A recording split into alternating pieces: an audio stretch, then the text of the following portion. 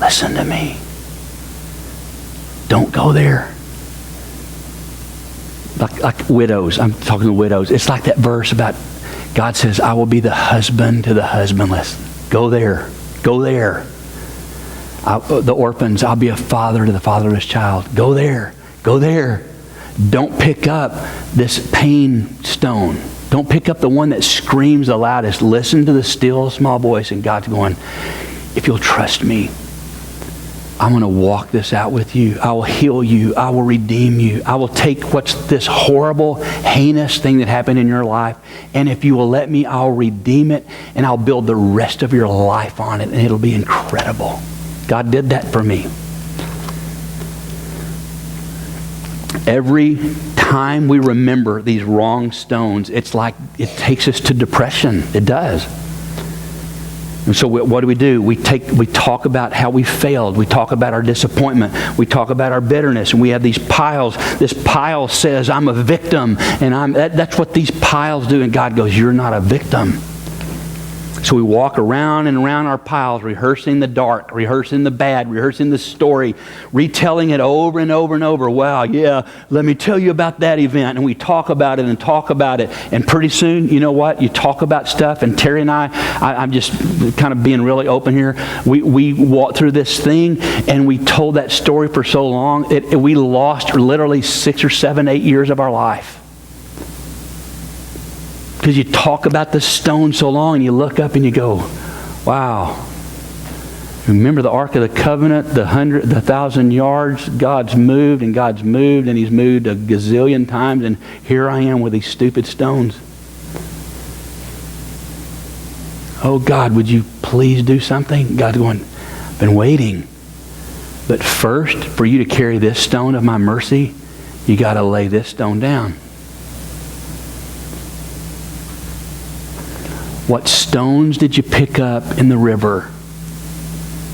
Today's the day. You got to at least start to trading some stones, because the pile grows. And those of us with children, our children get buried in the stones. And then they build their pile on top of our pile. God. And then we got a mess. They build on what we've piled up. And so the stones that I've piled up are going to affect generations. Psalm 103, Terry and I were talking about this chapter. It says, bless the Lord, O my soul, and all that is within me, bless His holy name. Bless the Lord, O my soul, and forget none of His benefits. Who forgives your iniquities, who heals your diseases, who redeems your life from destruction, who crowns you with loving kindness, who satisfies you with every good thing. There are these 5 benefits listed. Listen, we would do well. That's what we need to pick up. That's what we need to reflect on. That's what we need to remember. God's going, pay attention. Listen. How about my benefit? And so we would do well. I would do well. You would do well to remember what God has done, because the recollection of those things, that's the green pasture and the still waters.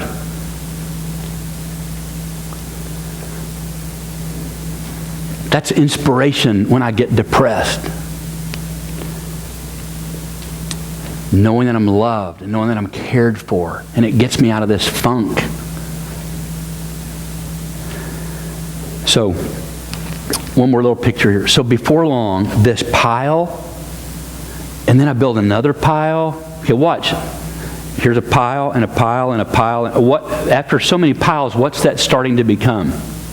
A wall, exactly. And so now this wall, because of this hurt and pain, and I put this wall up to keep you away from me. And then what happens is, not only have I kept you out, I'm trapped inside. I can't get out of my wall. And it started from these stones that I picked up in the flood. The river that was trying to sweep over me. So today, here's the deal. I don't know what's left in those notes. Listen, I'm begging you. I am, with everything in me, because I love you desperately. I'm asking you today, would you be real and raw and honest enough to go, I got some work to do. Now, I know I've worked so hard to kind of to take away the feeling of a church building. Sometimes it's so harmful because it keeps us from, well, I can't do that. Listen to me. God is moving. Don't let these walls and these pews and this carpet and the people sitting there and this family member and this that come along with the church, don't let that keep you. God's going, hey, I'm moving. I am moving in your heart. And today you have an opportunity to move with me. And if you don't, it's 1,000 yards behind again. So again, I'm not whipping this up. It does not matter to me. What matters to me is your heart and you and me getting okay. So here's what I've done. Just to kind of, it's just a picture. In these there's one on each side. There are some stones. And beside these baskets, there's two on each side, there's a Sharpie. Here's what I'm asking you to do. In a minute, Tara, if you'll go get ready to play. I'm going to have, it just in the quietness, we're going to take 5 minutes. In the quietness of the moment, listen, if while I was talking today, if there was conviction or a quickening or something going on in your heart going, God, that's it.